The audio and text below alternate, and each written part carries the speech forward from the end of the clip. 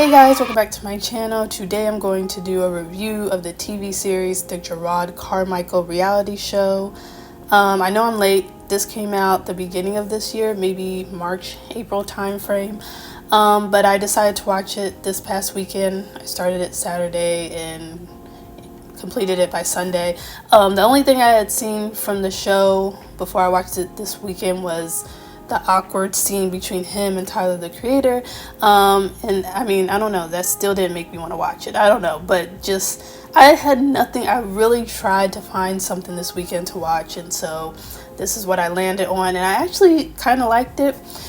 So around here, I like to start off with my cons, and in this case, things that I'm neutral on, and then my pros, and then just my overall thoughts and my rating. So the synopsis of the show is: follow the life of Jerrod Carmichael, comedian and actor, through his encounters with friends, family, and strangers, all in his search for love, sex, and connection. And yes, there was a lot of sex. So right here it says March 29th. That's when it originally dropped. So like I said, I know I'm late, but after watching it, I was like, I just want to give my review of this. So to start off with my cons, I have a lot of cons. So for me, my overall con, I guess this is more about Jerrod, is that he is an asshole. I just felt like he's like, I don't know, it's like I want to say he's a bad friend and a bad person, but part of me feels like maybe he was just doing all this for views. I don't know if he's like that in real life. I didn't like how it just felt like he ambushed the people in his life when he met up with Tyler. And like I said, I saw that scene before, but I didn't see it from the beginning when Tyler arrived at the hotel. And when you see it, when Tyler arrives, he's surprised by the camera. It's like, were you gonna let him know that there was gonna be a whole camera crew there? You know, he ambushed his father, which we'll get into that in a second, but his father, he ambushed his friend that he let down who got married. So it just felt very rude. It just didn't feel like it was consensual. Even when it came to him talking about, because he had a lot of female friends, but the one friend who moved in with him, like even the way he was talking about her, and of course him buying her getting her the apartment, but not letting her know that he only paid for a month or whatever, and more on her later as well. But everything just felt so conniving and so fake, you know? And so I just didn't like that, because it just felt like people were caught off guard. And of course I'm sure that they signed something, an agreement to be shown on TV, but it just felt like an ambush, and it just felt like, what is wrong with you? Like, if anything, you're not even going to get like an authentic reaction from some of these people because they're so caught off guard. But then, you know, maybe if he told them about it, maybe he felt like they weren't going to be authentic that way either. I don't know. It just felt like an asshole move the entire time. I think what makes it worse is that it felt like it was for views, you know. I also just think in general, he's very pretentious. I think the whole thing was a little pretentious. Like even his, you know, conversation with Tyler is like, you couldn't even like take it serious because Tyler's over here laughing, and which I was glad he did. Like when you said that, I think I replied with like something super. You laughed and called me a stupid bitch. I did.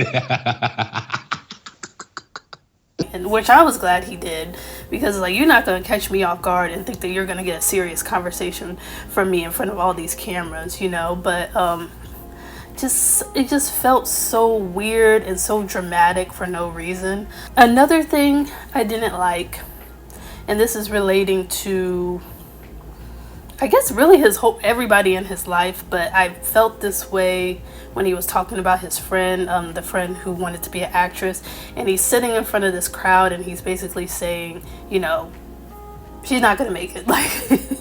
Like as much as I want to help her and use my celebrity status to get her somewhere, she's not gonna make it as an actress. But what I didn't like is that he's talking about her in front of these people. Not only these people, and let's just be real, we couldn't see the audience for the most part, but we know it was a white crowd. And I didn't particularly like him talking about his family and friends to this crowd. It just felt, I don't know how to explain it, it just felt so, it's just fake, like you are friends with somebody, you think that they believe in you, and they're literally making jokes about you in front of a crowd of people who do not care about them. I didn't like that. And then going more into the crowd, like even the type of things he was saying about his family, of course, him calling his mom out of her name, that was ridiculous. I'm like, I don't know where he got that from. We don't do that, okay? And especially with the way he did it. And not that I'm excusing anybody calling their mom that name, but it's one thing. It's one thing when you're in like the heat of the moment, or it's more of a, she did this to me, I'm gonna do. But he did it so casually. That's what I didn't like about it. And more on his mom later as well. I just didn't like it. And then his friend, first of all, the friend needs to hang it up. Now, I have seen the friend before. When I saw the stand-up, his friend who was a comedian, that was like probably the worst episode. That was so cringy. But I had seen his friend on Black Jesus, the season 3 of Black Jesus. So that's what I recognized him from. But I don't know if stand-up's really his thing. That was awkward, like sticking to the crowd. Like, I'm not gonna lie, I have no problem with the N-word. And even with people saying it around white people. But there was just something weird about them constantly saying it and just being in front of this white crowd. And then also just him being like, I was a crack baby, or I never met my father. It's just so weird. It just feels like a minstrel show to me. I felt that with both him and Jerrod, and it was just awkward to watch. Even though I do feel like with his episode, it was almost like I don't want to say a full circle moment, but like I think the point was that he was getting better. He started off rough. In the middle it was rough, but by the end he had a decent show. But even with him and his interactions with Jerrod, it was like Gerard's like, go to therapy. And my thing is, even though he may need therapy, you can't force your friends to do stuff, like do therapy. I feel like he forced him to do therapy. He forced him to talk about his personal life. Like, I don't feel like there's any rule to doing stand-up, because I'm thinking about, because I'm not a big stand-up person, but I'm thinking of like, I've seen some of Mike Epps stand-ups or Cat Williams stand-up, and they don't always talk about personal stuff. They really don't, and they're still funny. So I think there's different types of comedians, and to me, with Jerrod being like, you need to talk about personal stuff, you need to do this, you need to do that, it was just like him forcing himself onto his friend, and even with him talking about the friend meeting the dad, like, that could help him, but that needs to be on his own terms, not your terms. Okay, I don't know why I didn't write this down. Maybe because it was a little too obvious. And again, this is more, I guess this review is kind of weird because it's like I'm talking about Jerrod and not really the show per se, but it's a reality show. I told somebody, he needs to put a sign on his hotel room door that says, no coloreds allowed, okay? Whites only, because what was that about? And my whole thing is, I would have, not that it matters my respect or whatever, but I would have respected it a little bit more if he had kind of like an explanation on why he was so obsessed with these white twinks. And even the Latino ones, it's still white Latinos. Like, it was nothing but white Latino young men that he was sleeping with, and it just made me, I'm just like, why? And I think for me, not that I don't get mad, but because I was irritated every time one popped up. I was just like, dang, like nobody who looks like you. I could kind of put the pieces together, because you have to think, like, back home where he grew up, people didn't accept him. So his parents didn't necessarily, well, especially his mom, his parents didn't accept him. He didn't feel comfortable coming out to his, his friends, his black friends and stuff. And then even though he kind of skimmed over this a bit, like even his early experiences as a kid, he spoke briefly about having sexual experiences at a young age, and I don't know. I think I can assume that it was more with the black children, and he said even older kids around him. It could have been some white kids as well, but I think because he was in a predominantly black neighborhood, those situations were happening between him and other black kids. And so I feel like in a way he probably has like a resentment towards black people, but I wanted him to at least talk about that, but it's still no excuse. He likes what he likes, but it just felt kind of weird, and I wasn't surprised, but and I just remember when the clip of him and Tyler came out, they were like, that ain't gonna work, y'all both like white twinks. Y'all both like white boys, so that was never gonna work. And also with the young thing, I didn't like that, like, because it just felt like those guys were young. I know the one guy was 20 and it didn't seem like they did anything. I don't know if it's because he was 20, but even at one point when he was with his boyfriend, that was another thing, him cheating on the boyfriend, his worrisome boyfriend. The boyfriend's eyebrows were just always cocked down like he was about to cry. It's just he had that face where his eyebrows went slanted the other way, so he always looked worried. I used to work with somebody whose eyebrows, it was a woman, her eyebrows went inward, so she always looked mad, and she was really nice, but she was always like this because her eyebrows his went the opposite way. But even when him and the boyfriend were trying to find a third person to bring in the bedroom, they're going through Grindr or whatever, and he's like, oh, this guy's 36, he's too old. It's like, Negro, you're like 32. Like, what is wrong with you? 36? Are you serious? Like, what? How old is too old for you? Like, it just felt weird. All the guys seemed young, and I just was like, I mean, regardless of sexuality, I just think that's very weird. Okay, that's a lot of cons. It's a lot of cons. So as far as the neutral, I don't know why I put calling Mama B neutral. I wasn't neutral on that. But with his parents, I also put Jerrod as an asshole as neutral. I think probably because I did like that he was somewhat real. Like I said, it may be for views, but if he was just being real, I do respect the vulnerability and just the rawness, if that's his personality. But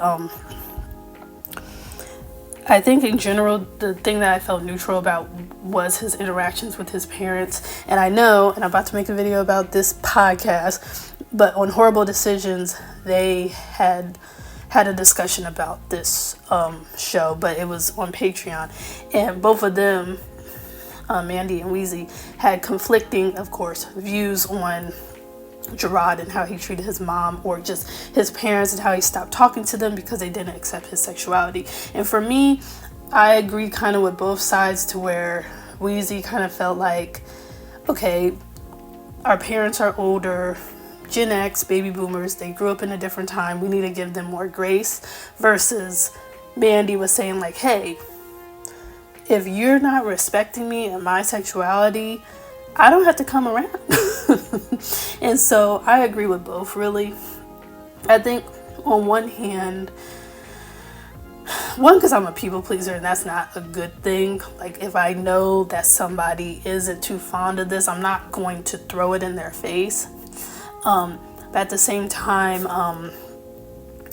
I do think that, yes, there are people, and not even just a generational thing, there are people who grow up a certain way, and especially just like the mom, if they're super religious, it's like his boyfriend said, it's indoctrination. Like, it's beat into your head to the point that you're just like, I truly think that the mom almost feels like if she accepts him, she's going to hell, so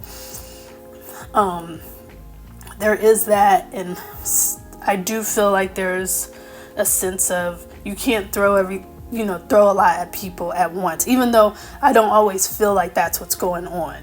I think that sometimes people just say, I'm gay, and then to their parents or whoever's in their life, they're just like, oh my gosh, this is too much. And it's like, is it?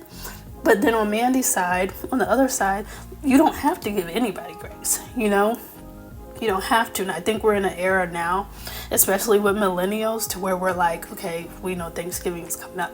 If I know every time I go to see my family that someone is hounding me about getting married, hounding me about having kids, talking about my weight, talking about my sexuality, talking about my friends or my life, and I'm not hurting anybody or anything, I don't have to come around. Like, if it's stressful every time I go around family, friends, whoever, mother-in-law, father-in-law, I'm removing myself. And I think the generations before that just dealt with it. Not all of them, but they just dealt with it. And now this generation, we're like, not doing it. If I bring my kids around and you keep on feeding them stuff that I told you not to feed, I'm not going to bring them around. And so I agree on both ends, but there needs to be a middle ground. Another thing, and this was more of a con, I felt like I didn't like the weird jokes that Jerrod kept on making around his parents. Like, I didn't like that, he was like, hey, you want to see a picture of my boyfriend, to the dad, and then he shows him a picture of the boyfriend in his underwear. Or him making the comment that he did with his mom while they were bowling. It was just so cringy and weird. I was like, what is wrong with you? I mean, there's regular people who aren't super homophobic who wouldn't want to hear those jokes or see your boyfriend in his damn drawers. Like, it just felt like he was doing too much. And then another thing that I was kind of neutral on was with his father, him talking about the father having a whole nother family. My whole thing is that I do agree with the father that you didn't need the cameras there. And it was, to me, weird hearing Jerrod say, the cameras make me feel comfortable. I need the camera. Do you? Do you need the cameras? So I understand the father not wanting to talk about it on camera, especially if they hadn't talked about it one-on-one outside of the camera. But then on the other end, it's like, and I think maybe Jerrod did say he tried to have a conversation about it with his dad, and he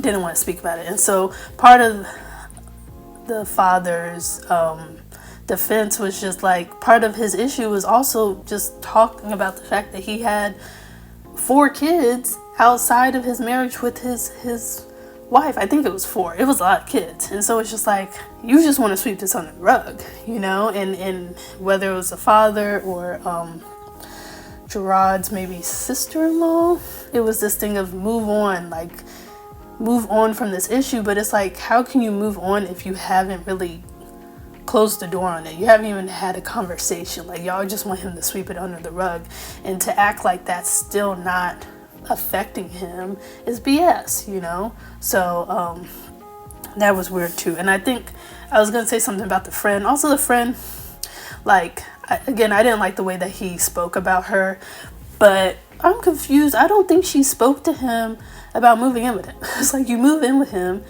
and then you got your stuff everywhere, and it's just like, of course he kicked you out. He should have done it a different way, but it's just like, you're kind of mooching off of him. Like, get out of my place.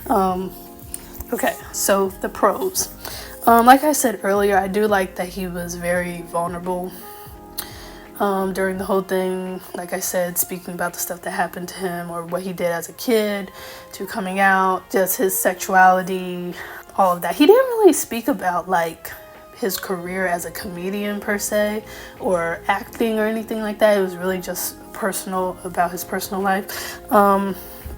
I still do think that there were parts that were funny in his stand-up. It's not my style, because I'm just like, you just sitting there. That's not my style. And I know it's a more personable style, but being on your phone and doing that's some over there type shit. It's not really my style. Honestly, he kind of reminds me of Dave Chappelle a little bit, but not all the way.